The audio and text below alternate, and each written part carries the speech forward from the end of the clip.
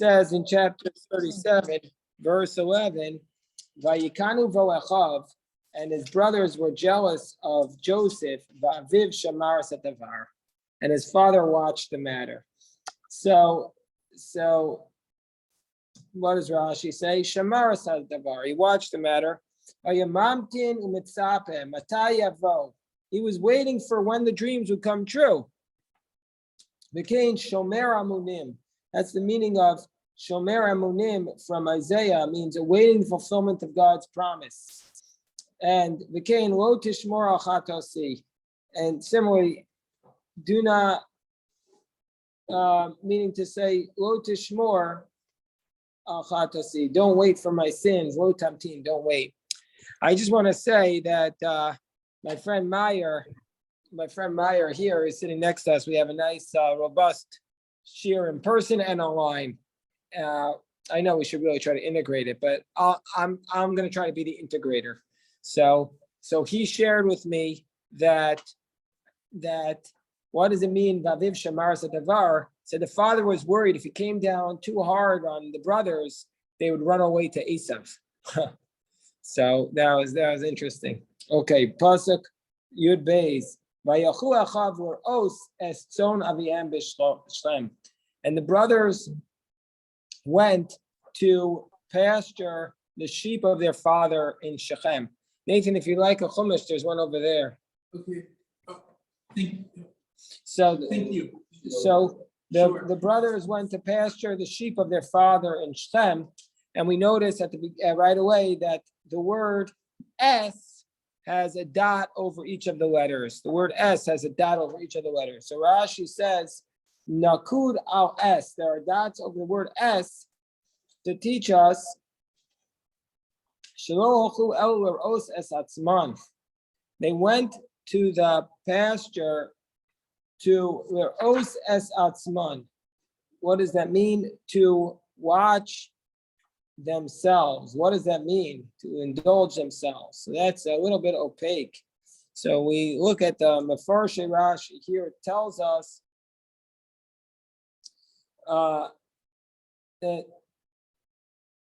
that they weren't watching the sheep really, but they were there to eat and to drink, which led to their sin. They made it sound like they were going to watch their father's flocks, like, oh, we're helping out father, but really they were helping out themselves. They went to McDonald's for a hamburger. Well, McDonald's is a little bit of exaggeration. I don't want to even say that as I know you didn't mean anything, but I don't want to say that they were eating non-kosher, but they weren't. They had ulterior motives in when they went. Ulterior motives. So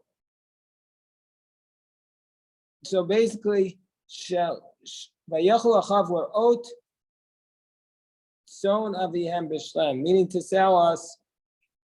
Well, the one thing that stood out today that in my reading is the reason they end up in Shechem. Yeah. Because his father. Say louder so they can. His father, and they knew his father would be very upset if they went into this, like shepherds normally do. We're going to any old field. Shechem belonged to. So Meyer is saying a good point that they went to Shlem because that's the field that their father owned.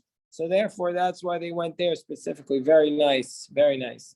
Vayomer Yisrael al Yosef, and so Israel says to Joseph, "Hello, achacha ro'im b'Shlem." So Jacob says to Joseph, "Your brothers are shepherding in Shlem. Go and I'll send you to them." Vayomer lo hineni, and Joseph says, "Behold, here I am." What's always interesting to me is why is Jacob sending Joseph there? It doesn't say what the purpose of the mission is. He says, "Go tell me how they're doing," but there's not like bring them a package or deliver the mail. Just go back and report to me. Now this is problematic because Joseph been reporting up until now has caused problems. Every time Joseph brought bad reports. So why would the father ask Joseph to go and bring back a report? It's a deeply problematic request. And he has to know that he knows that there's jealousy, and he knows that they don't like the reports that Joseph's bringing. So why do you think they're going to feel? How do you think they're going to feel when Joseph shows up and says, I'm here to bring a report back to father. That's not going to go over well.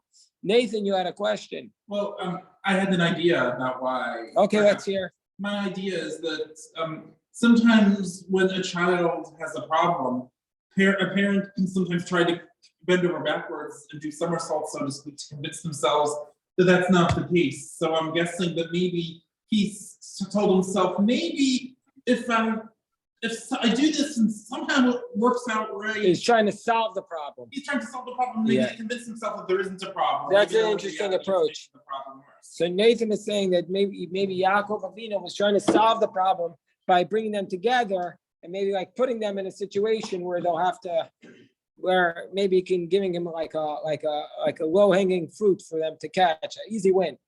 Let's see what Rashi says. Joseph, when Jacob says to Joseph, go see how your brothers are doing in Shlem, Joseph says, here I am. Rashi says, Lashon Anava, an expression of humility, uzrizus, and enthusiasm. So Joseph could have just gone, but he says, I'm ready. Here I am. I'm ready. Nizdarez l'mitzvah saviv. He was enthusiastic to do what his father asked. So even though he knew the score, Rashi says he knew they hated him. He was enthusiastic to go. Yes, Rameyer. Echoes. Abraham. Of course. What his name is, he's ready to take on the Malchus and the Kohen. He says, Hineni, Meyer says, Hineni echoes Abraham when Abraham was told to sacrifice Isaac. He says, Hineni, and also that Joseph was ready to take on the responsibilities of kingship and Kohen. No hesitation. Verse 14, Vayomer lo, he says to him, Lechna re'eya shlom achecha, go see the welfare of your brothers. Ve'shlom atzon, the welfare of the sheep. V'ashiveni davar, bring me back a report. Vayishlacheu me'emek Hebron, vayavo Shechema. And so he sent them off to the valley of Hebron, and he came to Shechem. Okay, so let's see what's going on here. He sent them off to the valley of Hebron, but from the valley of Hebron. Very good. Thank you, Ari. So so he says, they send him from Emek Hebron, from the valley of Hebron. But Rashi points out, Hebron Bahar, Hebron's not in a valley, it's in a mountain. As it says, Vayaru b'Negev, Vayavo ad Hebron. When it says about the spies, it says they went up to Hebron. Ela me'etza amuka. He went from the deep, the valley. It doesn't mean Emek, doesn't mean the valley. It means from the depth of the advice of Shaloso Tzaddik, of that righteous one, Abraham. The depth of the Tzaddik, of that righteous one, Abraham. Hakavur b'Chevron. Abraham was buried in Hebron. L'kayim mashenemar, to fulfill the verse, Bein habtarim, that which Abraham said in Bein habtarim, ki ger yeh zeracha, your offspring shall be sojourners. So what does it mean? It means that Abraham had given Jacob advice, and he said that your offspring will be sojourners, almost like foreshadowing this, that he's going to create these problems. It's a strange Rashi, not entirely certain, meaning to say that the whole thing was planned out by God. It was all part of the special mission that the Jewish people be sojourners, so Joseph needed to be sold. It all came from the depths. That we were all puppets. Our ancestors were puppets in the and there's a Chumash, Reb Zev. Our ancestors were puppets in the grand scheme of the covenant. So now the verse says, "Vayavo Shechema," and he arrived in Shem. Makom Muchan L'Puranos. Shem was a place that was always ready for adversity. Judy, you trying to say something? Yeah, since you said that, now we see that God orchestrated this. He orchestrates everything. You have to believe that he orchestrates everything. It's a good point. What happens in the world without God's No. I mean, first of all, you're of course right, Judah. But what I think maybe it's saying is we might have thought that this was not being orchestrated by God because, Joseph was being sold, he'd be so angry, but it was all part of God's plan. I think that's the message. Yeah. Especially when you're sold into slavery, you think, okay, it's all against the plan, but it was all part of the plan. Well, it's very, very ironic that here he is, he just tells him he's gonna be king, and in one instant, in one blink of an eye, he's a slave. Exactly. He goes from the high to the low. Exactly right. He was turned in a moment. And so he came to Shem. Shem is bad news, Rashi says. Makom Mukhan Leparano. Shem was a place that was filled with adversity. Shem Kilkalu Ashvatim. There the tribes sinned. This is what reference to what's about to happen. Sham Inu Es Dina. There they violated Dina. Sham Nechlaka Malchus Beis David. There the kingdom of David was divided. As it states, I'm just muting everyone because I'm hearing some background, but feel free to speak if you need to. So, and there the kingdom of David was split. This refers to when Rechavam went to Shem, and then the northern kingdom was split. So basically, why is Rashi telling us this? That even though we might have thought Joseph was afraid, he knew what happened in Shem. What happened in Shem? He saw the power of the brothers. They killed a whole city. And now that's where he's supposed to show up. He's being thrown into the lion's den by his dad, but he still went. It seems like it's not the best idea. Well, that's what I was saying. What was Yes. Jacob thinking? But you said maybe he was trying to solve the problem. And a man found him. This is strange. Who is this man? He's wandering in the field. And the man said, what are you looking for? A man discovered him. Who's this man? Says Rashi, Zeg Gabriel. This is the angel Gabriel. As it states, Vayish Gabriel. Gabriel is called the man. Gabriel is Gavariel. He's an angel. Is he the one that foreshadowed Mashiach? No, I don't know. I think so. And it says, the man says, what are you looking for? Look at this beautiful verse. This next pasuk is so beautiful. He says, Vayomer es achai anochi mevakesh. He says, my brothers I am seeking. Hagidon ali eifo emelim. Please tell me where they are shepherding. By the way, Hagida is also Gid Hanashe. Tell me where they're the shepherds. My brothers I am seeking. My brothers I am seeking. Well, it's the pain. It's the pain. Jacob had the Gid Hanashe, and now Joseph is going to be in pain. Also, this verse, Achai anochi mevakesh, my brothers I am seeking. When I wrote my first Torah, Rabbi Weiss wrote this pasuk. He held the pen, the kolmas, and wrote it. And Achai, he said, is the initials for his name, Avram Chaim Yosef Weiss. And he told me a story that his father told him that this is your rabbinate. Your brothers and my brothers I am seeking. We always have to be seeking out our brothers, a way to help them. That was what happened. Story, yeah. That's my teacher. Vayomer Aish. Okay, the verse 17. Vayomer Aish, Nasumi Zed, the man said, they journeyed from here, Ki Shamati Omrim, because I heard them say, Nelcho Dotaina. Let us go to Dotan. Is this the only place in the Bible where Dotan occurs? Joseph followed after his brothers and he found them in Dotan. By the way, also Joseph, in Judges. Oh, it's in Judges? Okay, fine. It's, what? Where Devorah and Barak meet, if I remember correctly. I thought they meet in the north. It is the They north. meet in Naphtali, but they meet in Naphtali. Okay, check it out. Could be. So we see from here that Joseph, sometimes when you're somebody, your parent, or somebody has to do something, you go through the motions, and then you have a problem, you go back. Joseph could have gone back. I didn't find them there. They weren't in Shlem. Sorry, Dad. He didn't stop. He kept going. He kept going to, it means shows he was all in. They moved themselves away from the brotherhood. They moved on. Meaning to say, Rashi says, read it as they moved on. Why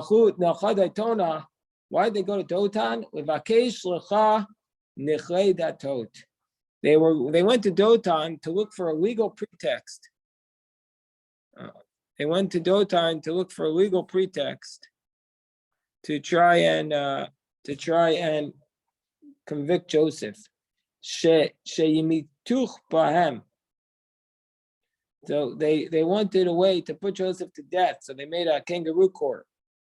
But and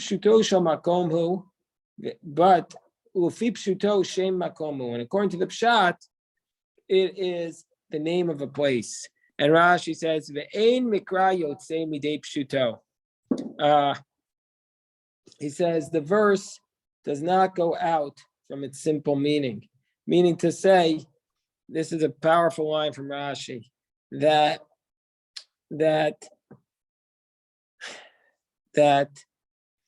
even though there's a midrash to say that they went there to find the legal pretext, the simple pshat is, the simple literal reading is that it's the name of a place. And then Rashi tells us that you always have to understand the pshat. Did you have a question, Seth?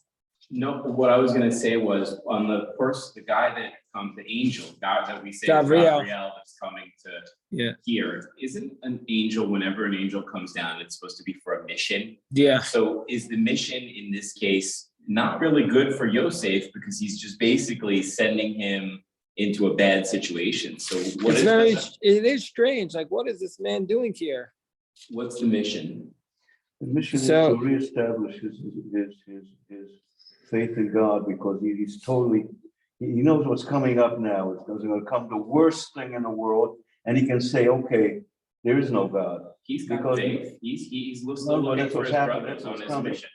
No, but if an angel Yeah. actually guided it, then it shows that there's a spiritual backing to the whole mission. Yeah. Without him, the whole thing becomes So very, very, I- very dangerous. I think you're right, Mayor. I think that the point of the angel, of Rashi's interpretation, because the text doesn't say it's an angel, is to again show us that the whole thing is being orchestrated by God. That he's being, I know Judah's correct, everything is, of course, everything is orchestrated by God, but sometimes it's more clear than others. And we're saying that Rashi is saying, because he's going to defend the brothers a little bit. And he's saying this was all God's plan. It's all part of God's plan. I met, there was a person this week, he said, last month, I met on Shabbos, he said, last month, that thing cost me $100 million. I was going to make $100 million and I lost it. He didn't make the money. But then he said, you know what? I never had it. It was all part of a God's plan. That's what he said. To have that type of faith, and that type of faith is tremendous. So, Take it. yeah, so the pasuk tells us, Well, there's a big difference, if you sent on a mission. I can tell you there, from personal experience, there are no atheists in the foxhole. no atheists in the foxhole. That's I right. think it's a Bobomeister, but I've seen very, very strong people crying like little babies for their mommies, And- Everyone does. No, but not everybody. A lot of people do. Well, no, the Israeli, they tell you, the officers in the front line, he's not crying, he's leading. He's Yeah. leading the charge. But that's the really Jews and Asia. But anyway, but the issue here is that when he goes forward, when he gets into this whole kerfuffle here, and then he's being led in chains and Yeah. based and ashamed, he knows that he didn't tell him, you're on your mission, you're on your own. Good luck. He knows that. So Meyer is saying he knows that Joseph knows that God is with him the whole time. All the way. Beautiful. That's a very important. Beautiful point. Rabbi Yosef, you had a question? No, just Dotan is mentioned in Melachim Bet Oh, when the king of Aram is looking for Elisha, and they tell him that he's in Dotan. nice. Nice. Thank you. Vayiru Oto. So Joseph finds his brothers in Dotan. Vayiru Oto merachok. and they saw him from far away. By the way, I always find that they never really understood who Joseph was. They only saw him from a distance. They didn't come close to see him. They couldn't. If you see a person up close, you know who they are. How can you hate them? And Yanaya come near. They had a thought to kill him. Rashi says, they became filled with conspiracies and deception to try to kill him. Yes, Mr. Sheckman, Jerry. Jerry?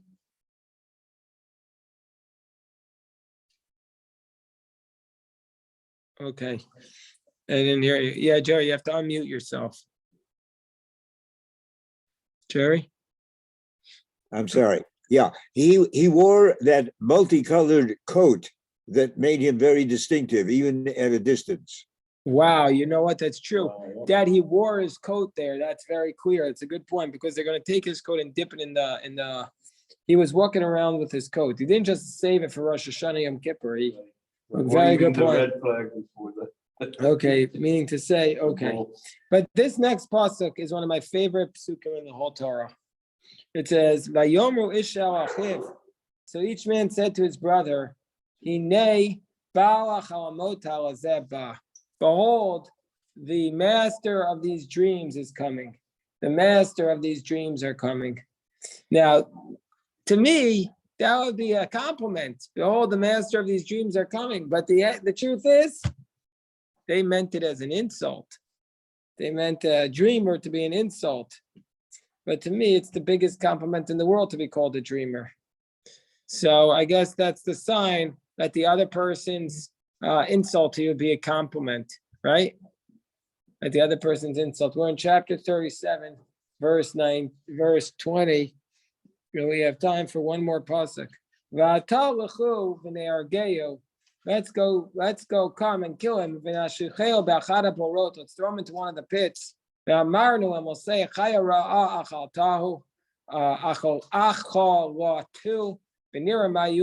and we'll say, a wild animal ate him, and then let's see what happened to his dreams. So it's interesting. This Rashi deserves a very, we'll start tomorrow with it, but it's really powerful to me that everything they said is wrong. Meaning to say, we'll see what will happen to his dreams, and of course, we know you will see what will happen to his dreams. So let's see what Rashi does with that tomorrow. We'll stop here. There's a beautiful Rashi on this tomorrow. Okay, so maybe tomorrow we'll get into that. We'll stop here and have a mincha. Yeah. Shkoyach.